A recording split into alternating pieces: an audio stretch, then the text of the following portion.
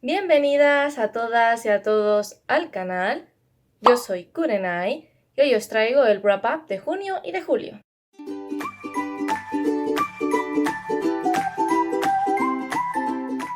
Estoy muy contenta porque esta es una sección que la verdad tenía ganas de traer. Lo que pasa es que sentía que el formato, si lo traía al blog, iba a ser como un poco aburrido y pesado. Entonces al abrir el canal de YouTube como que me ha dado la oportunidad de poder traer por fin wrap up. Y bueno, lo cierto es que desde que empecé el año no leí demasiado porque estaba muy ocupada con la universidad y apenas tenía tiempo para dedicarlo a la lectura. Pero en cuanto terminé la universidad a finales de mayo, pues empecé a retomar un poco mi ritmo de lectura. Así que a partir de junio me puse las pilas, empecé a leer muchísimo, pero sin duda mi récord fue en julio. En junio leí un total de 5 libros, mientras que en julio leí un total de 10, con lo cual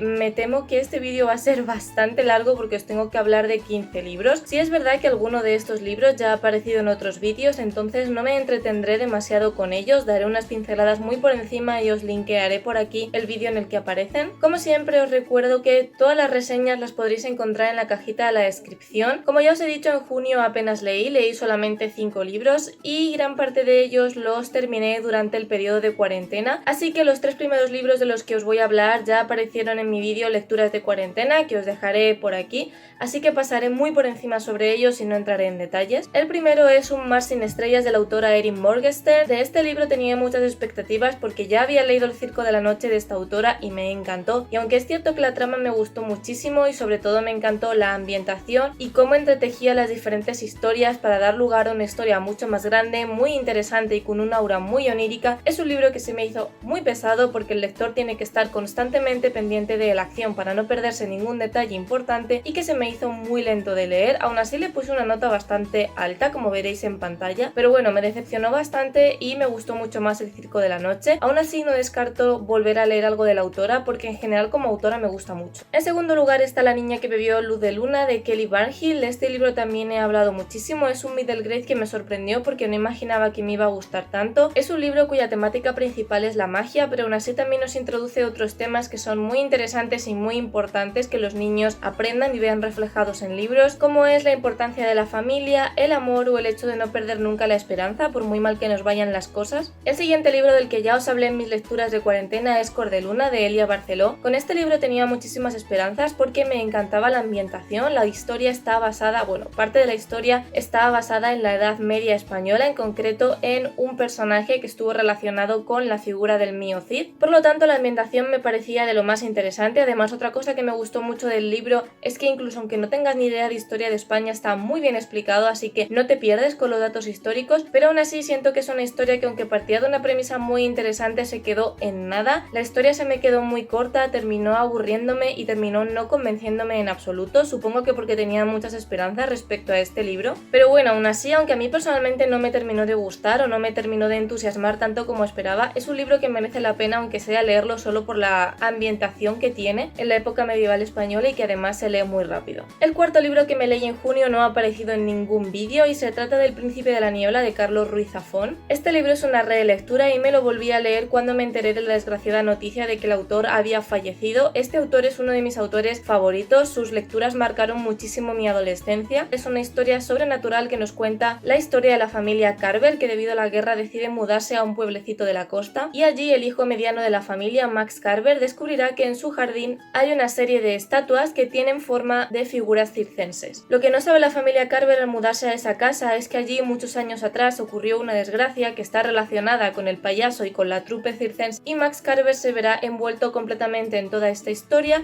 con un montón de elementos paranormales y tendrá que hacer lo posible para resolver las cuentas pendientes que tiene esa casa con el pasado y para poner a salvo a su familia. Es una historia muy interesante, realmente creepy, que se lee súper rápido. El librito es muy corto, sobre todo en la edición de bolsillo, que es la que tengo yo, y de verdad, si no habéis leído nada de Ruiz Zafón, este es uno de los libros por los cuales os recomendaría empezar, porque tiene completamente toda la esencia de este autor y porque, aunque sea parte de una trilogía, realmente esta trilogía se puede leer de manera independiente, no tenéis por qué leeros todos y en el orden de publicación explicación, sino que se pueden leer como si fueran libros autoconclusivos, así que si no habéis leído nada de este autor os recomiendo mucho que empecéis por El Príncipe de la Niebla. El último libro que me leí en junio y que ya apareció en el vídeo que hice sobre el book tag de balance de mediados de año es El Príncipe del Sol de Claudia Ramírez. Como ya os comenté en este vídeo, esta ha sido de momento la peor lectura de lo que llevo de 2020. Ya me extendí en aquel vídeo sobre lo que pienso de este libro. Seguramente si hago un vídeo sobre mis peores lecturas del año también aparezca, que ahí será ya cuando verdaderamente me explaye y pueda expresar todos mis sentimientos.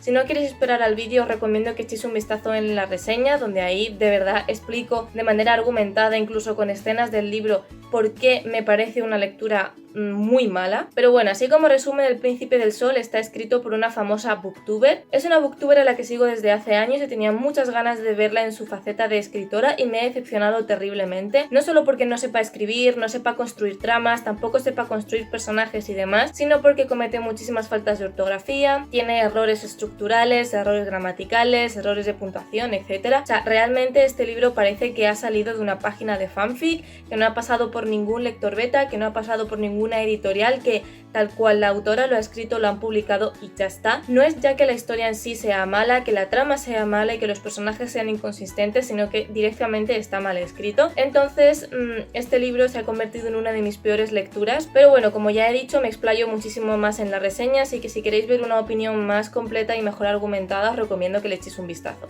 En cuanto al mes de julio, aquí ya sí que leí muchísimo, leí un total de 10 libros y no he hablado de ninguno de estos en ningún vídeo que yo recuerde, entonces aquí sí que me voy a explayar un poquito más. Y bueno, de aquí, del único libro que sí que he mencionado en el vídeo de book tag de balance de mediados de año es La Última Sirena de Eva Milet. También es un middle grade que me gustó muchísimo y nos habla de Clara, una chica que siempre ha estado acostumbrada a todo tipo de lujos porque su familia vivía a todo tren. Sin embargo, echan a su padre de la empresa y justo ese verano no pueden enviarla a los típicos campamentos para niños ricos y a países extranjeros para aprender y practicar los idiomas, y entonces se ven obligados a mandarla con su familia paterna a un pueblecito en la costa del Mediterráneo. Una vez Clara llegue allí, al principio se sentirá muy abrumada por este cambio tan repentino y se sentirá un poco aburrida porque de repente tiene como mucho tiempo libre. Sin embargo, gracias a su estancia allí, aprenderá lo maravilloso que es tener tiempo para aburrirte, que es tener tiempo libre, tiempo para ti, sin estar siempre haciendo actividades de manera constante, y además su estancia allí será infinitamente más interesante cuando descubra que en aquel pueblecito corren rumores de sirenas y leyendas sobre sirenas, y entonces bueno, empezará a investigar un poco sobre esto y terminará conociendo a una amiga muy especial. El segundo libro que me leí en julio es Cumbres Borrascosas de Emily Bronte. Antes de que empezara la cuarentena comencé a hacer la colección de novelas eternas de RBA y bueno, la segunda novela de esta colección es Cumbres Borrascosas, así que me la leí durante julio. Yo soy una persona que siempre ha aborrecido los clásicos porque siempre me obligaban a leerlos tanto en el colegio como en el instituto e incluso en la universidad, porque yo me fui por literatura. Entonces ahora que tengo la libertad para elegir los libros que quiero leer, estoy intentando leerme los clásicos de la literatura de manera completamente voluntaria, porque siento que si lo hago sin sentirme obligada a leerlos los voy a disfrutar mucho más, y de momento los clásicos que me he leído por mi cuenta me han gustado mucho. Es el caso de Cumbres Borrascosas. Esta historia nos narra la enemistad que surgió entre dos familias debido a amores fallidos, a problemas de deshonor, a sueños inconclusos, a desprecios no merecidos, es decir, a un montón de dramas que ocurrieron entre los miembros de estas familias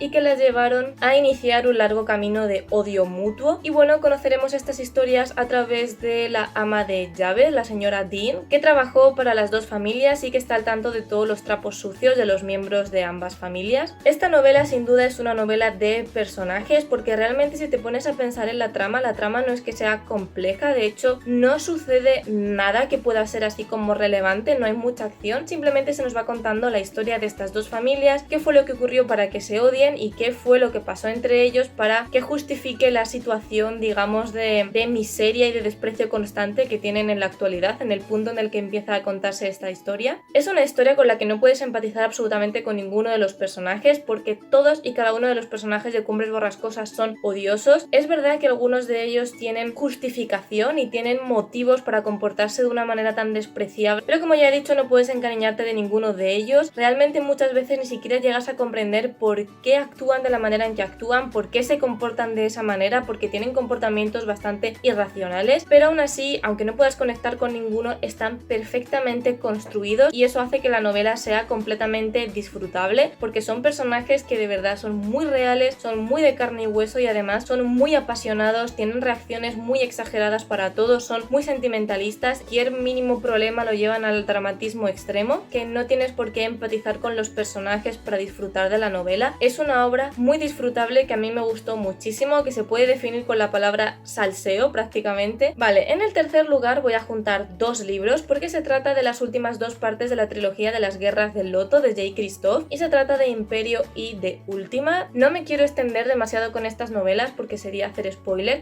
pero ambas me fliparon, me maravillaron. Si os habéis leído la trilogía de Amanecer Rojo de Pierce Brown, estas novelas se parecen muchísimo por la manera en que están construidos los personajes, las tramas, los conflictos, incluso los giros de trama también me recuerdan mucho a los que hace Brown en sus novelas. Y bueno, es una trilogía que nos habla de un Japón distópico que mezcla el Japón más tradicional que cree en los dioses, en los samuráis y en el camino del Bushido con un Japón mucho más moderno donde nos encontramos máquinas voladoras y todo tipo de artefactos tecnológicos avanzados. La protagonista de esta trilogía es Yukiko, a cuya familia el shogun o el emperador le mandan ir a atrapar lo que se denomina Arashitora o Tigre del Trueno, que es una criatura mitológica que se dice que los grandes guerreros cabalgaban, y entonces el shogun quiere rememorar esas figuras mitológicas, esas figuras históricas a las que tanto admira su gente, y obliga a la familia de Yukiko a buscar a uno de estos tigres del trueno y llevárselos al shogun. Efectivamente van a terminar encontrando a estas criaturas mitológicas, sin embargo Yukiko establecerá un vínculo de amistad muy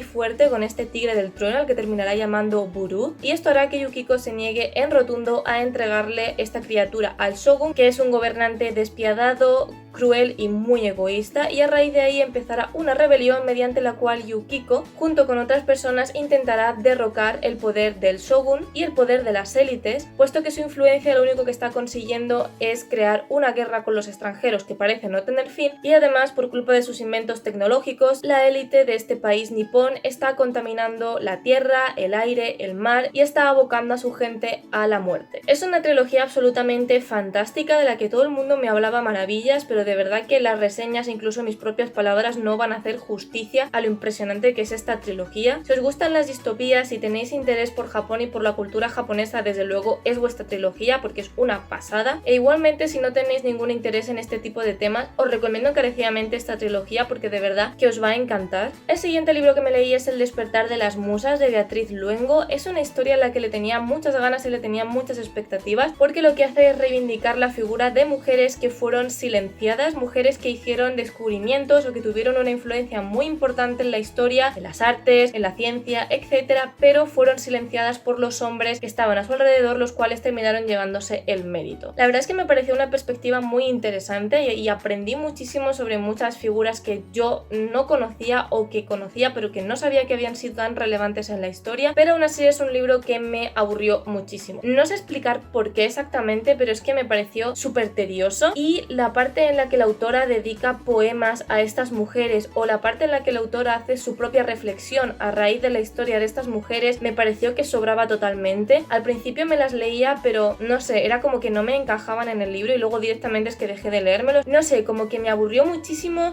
como que no me terminaba de encajar, como que no entendía muy bien muchas veces la relación que existía entre la reflexión que hacía la autora y la figura histórica a la que estaba reivindicando. Luego los poemas tampoco me gustaron porque tampoco veía cómo se relacionaban con esa mujer de la que estaba hablando. Entonces no sé, es como un libro que me gustó en el sentido de que nos habla de mujeres que fueron silenciadas por otros hombres y que fueron olvidadas a pesar de su importancia, pero ya está, es como que el resto me sobra por completo y que no, o sea, yo lo habría quitado del libro. El siguiente libro que me leí es un libro que fue muy famoso, bueno, sigue siendo muy famoso y muy comentado en el mundo bloguero, de booktour y de redes sociales, un libro al que le tenía muchísimas ganas y que menos mal que me leí porque se ha convertido en una de mis mejores lecturas del 2020, y se trata de Rojo, Blanco y Sangre Azul de Casey McKinston. Sus protagonistas son el príncipe de Inglaterra Henry y Alex, el hijo de la presidenta de Estados Unidos, y empiezan a saltar a la prensa porque tienen una rivalidad entre ellos años y debido a esta rivalidad provocan un pequeño escándalo durante la boda del hermano mayor del príncipe Henry y a partir de ahí la prensa empieza a rumorear que se llevan súper mal, que existe una enemistad entre ellos, lo cual es cierto porque no se soportan mutuamente. Entonces ambas familias deciden que para que esto no llegue al ámbito político y para que no se convierta en un enfrentamiento entre Estados Unidos e Inglaterra, tienen que obligar a los dos chicos a relacionarse públicamente, a acudir a eventos de manera pública y a mostrarse de manera amable y muy cercana cuando haya cámaras delante. Y esto que comenzó siendo una estrategia política para ver que tanto Inglaterra como Estados Unidos son dos países que se llevan bien, termina haciendo que ese odio que sienten entre ellos se vaya disipando y esa relación primero comienza siendo una bonita e íntima amistad y poco a poco terminará convirtiéndose en algo más. Esta historia me parece preciosa por las reflexiones que tiene sobre la comunidad LGTB, porque no solamente aparecen personajes gays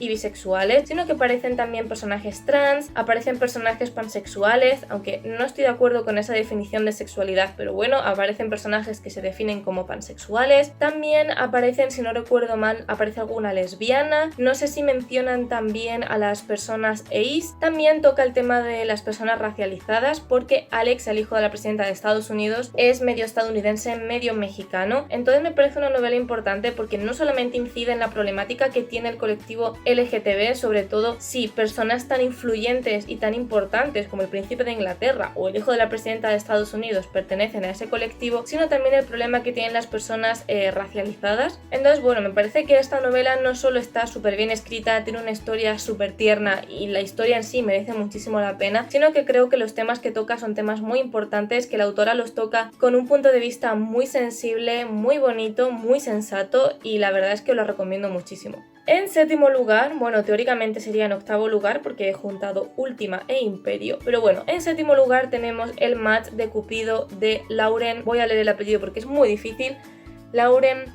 Palfreyman, creo que se lee así, Palfreyman. Esta novela le tenía muchísimas ganas porque la sinopsis me parecía una pasada, o sea, yo leí la sinopsis y dije, Dios mío, tengo que leer esto, pero lo que yo no sabía, ingenuo de mí, es que esta historia está sacada directamente de Wattpad. Es bastante curioso porque cuando empecé a leer la novela lo primero que pensé es, buah, esto tiene una pinta de fanfic sacado de Wattpad, y cuando me puse a investigar para hacer la reseña me di cuenta de que efectivamente era un fanfic sacado de Wattpad, y yo creo que con eso ya os podéis imaginar la calidad literaria y la calidad de la historia en sí. En el match de Cupido nos encontramos con una organización llamada Organización del Amor que está dirigida por cupidos. Estos cupidos se encargan de emparejar a las personas y de hacer que todas las relaciones amorosas funcionen. En esta organización existe una ley muy estricta y es que ningún cupido puede emparejarse, ningún cupido puede tener interés amoroso y muchísimo menos el dios Cupido en sí mismo. Ese dios sí que definitivamente no puede tener ningún interés amoroso, entonces la trama comienza cuando, por error, como no, emparejen a Cupido con una humana llamada Layla. Layla tiene novio, no quiere saber nada de este rollo, no entiende cómo funciona esta organización,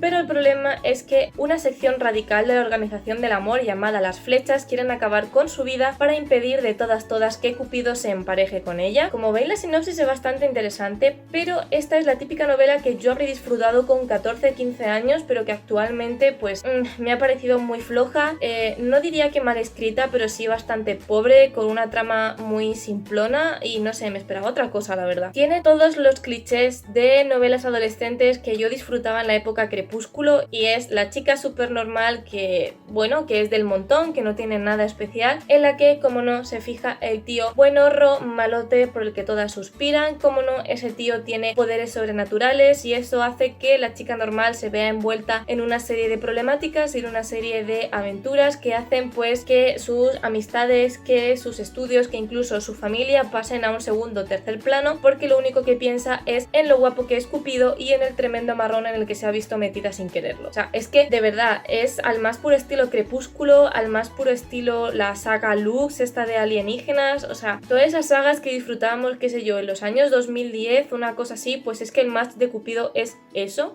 Entonces no considero que sea mala en sí mismo, quiero decir, tiene la calidad de un fanfic, pero es que es un fanfic, sino que yo ahora mismo no estoy en la edad para disfrutar de una novela que es pura niñatería,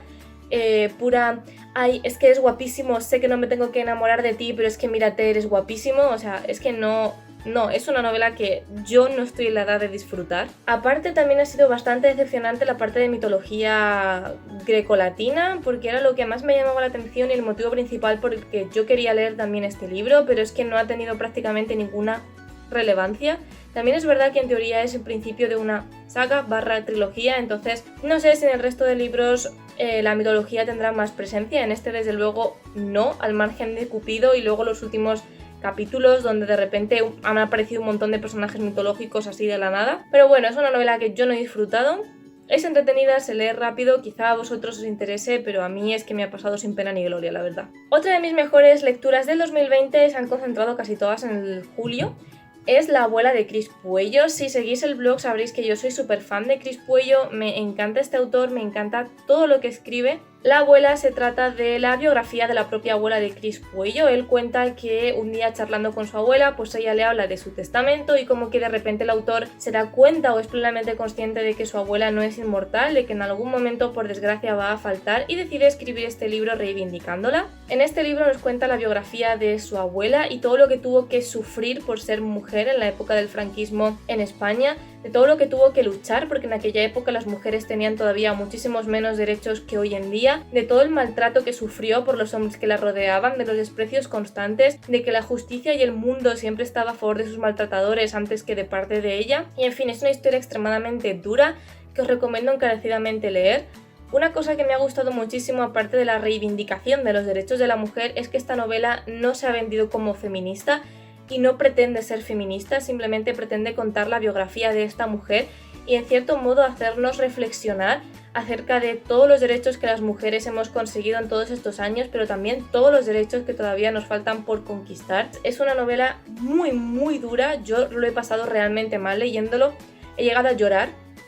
con este libro y bueno, es que me parece una lectura imprescindible y si no habéis leído nada de Cris Puello, o sea, tenéis que leer este autor. Y de verdad que la abuela me ha encogido muchísimo el corazón. Y el último libro del que os quiero hablar es una opinión impopular. Es un libro que a todo el mundo le ha gustado, menos a mí, al parecer. O sea, todo el mundo ha hablado maravillas de esta novela. Yo solamente he escuchado críticas buenas. Le tenía muchísimas ganas, no solo por las críticas, sino también porque la sinopsis me gustaba muchísimo y era totalmente mi tipo de libro. Y se trata de Tú y otros desastres naturales de María Martínez. Y bueno, esta novela nos cuenta la historia de Harper, que después de luchar muchísimo y de estudiar muy duro ha conseguido lo que siempre había querido, que es estudiar literatura y conseguir prácticas en una importante editorial. Harper tiene el futuro súper claro, ella quiere trabajar en el mundo editorial, quiere ser editora y de hecho tiene la opción de trabajar en editoriales muy prestigiosas, con lo cual tiene clarísimo qué es lo que quiere hacer y qué es a lo que quiere dedicarse. Sin embargo, esa certeza será destruida cuando fallezca su abuela y en el testamento le legue a Harper la librería que ha regentado durante toda su vida y en la librería en la que Harper tiene sus mejores recuerdos y gracias a la cual comenzó a sentir una verdadera pasión por los libros. Es en este punto cuando Harper se ve en la dicotomía de si debe seguir con su futuro brillante en las editoriales después de todo lo que ha trabajado para conseguir ese puesto y para conseguir ese futuro, o si debe dejar esa vida atrás y regentar la librería de su abuela, porque en el caso de que ella no quiera hacerse cargo, la librería van a tener que venderla, que es algo que a Harper tampoco le hace ninguna ilusión. Y precisamente es esta problemática la que a mí me llamaba más la atención cuando tenemos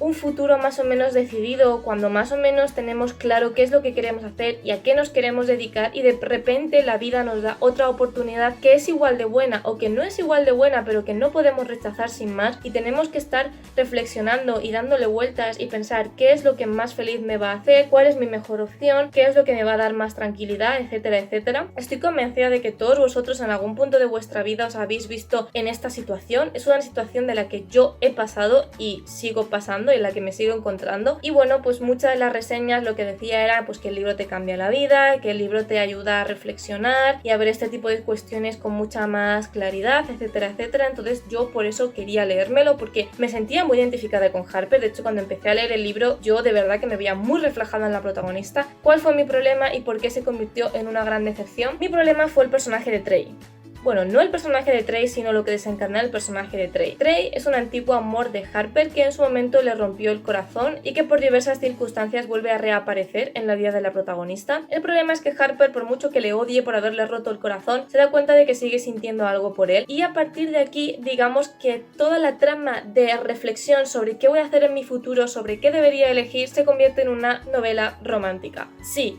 o sea,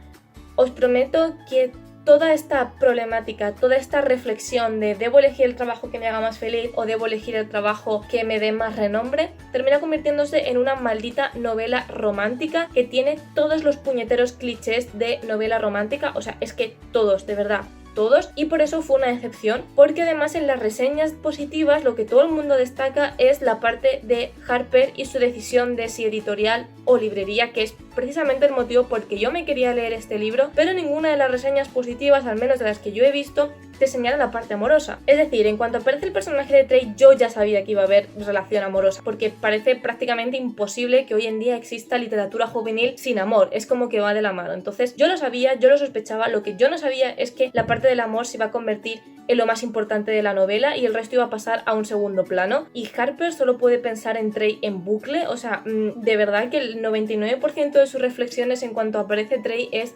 Trey. Parece que su problema de futuro pasa a un segundo, incluso tercer plano, porque lo más importante para ella es resolver lo que siente para Trey. Otra cosa que tampoco me gustó nada es que al final Harper termina tomando su decisión en función de la opinión de Trey, porque parece que una mujer no puede tomar sus propias decisiones sin que haya un hombre al lado que la guíe por un camino o por otro. Entonces me pareció como una pérdida de tiempo leer este libro, me pareció un engaño, porque entonces llega Trey, Trey te aconseja, Trey te dice pues yo creo que deberías hacer esto en vez de esto, yo creo que deberías tirar por ahí, y es como que todas las reflexiones y todo el pensamiento crítico previo que ha hecho Harper para llegar a esa conclusión no tiene sentido. Es puro relleno, porque literalmente llega Trey y le soluciona la vida. Entonces, no sé, no me gustó nada, sé que es una opinión impopular, sé que a muchísima gente le ha gustado este libro, puedo llegar a entender por qué, pero no, o sea, es que yo no buscaba una relación de amor, yo buscaba, pues eso, una reflexión sobre qué hacer cuando se nos presentan varios caminos igual de apetecibles, qué hacer cuando somos unas personas tremendamente inseguras y no sabemos qué elegir para nuestro futuro, o no nos conocemos a nosotros mismos y por eso no podemos elegir con sabiduría. Pero bueno, al final se ha convertido, como he dicho, en una relación de amor, en una trama romántica llena de clichés, y ya está. Y eso ha sido todo por este vídeo. Estos han sido los 15 libros que me he leído durante junio y durante julio. Como siempre, en los comentarios estaré encantada de leer qué es lo que habéis leído vosotros durante estos meses de verano, si alguna de las novelas que yo he mencionado os la habéis leído, no os la habéis leído, queréis leerla, contadme simplemente vuestras opiniones, que sabéis que yo siempre os leo y os respondo. Si os ha gustado el contenido de este vídeo, el contenido del canal, no os olvidéis de suscribiros, de seguirnos en el blog, donde subimos sobre todo reseñas de libros, pero también subimos un montón de entradas relacionadas con la literatura, y por supuesto no os olvidéis de seguirnos en Twitter, donde anunciamos todas las entradas que publicamos en el blog y por supuesto todos los vídeos que subimos al canal. Como siempre, en la cajita de descripción os dejaré todas las reseñas que estén publicadas en el momento en el que este vídeo se haga público, y recordad que nos vemos todos los sábados a las 6 hora española. Muchas gracias por haber visto este vídeo y nos vemos en el próximo.